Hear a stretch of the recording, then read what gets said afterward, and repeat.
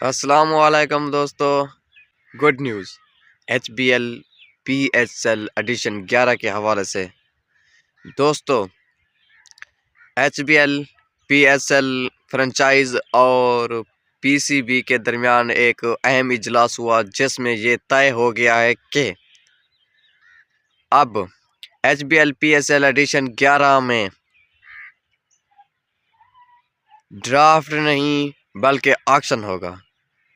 तो आप सब फैन के लिए ये गुड न्यूज़ है कि अब इंशाल्लाह पाकिस्तान सुपर लीग में ड्राफ्ट की बजाय अब ऑक्शन होगा।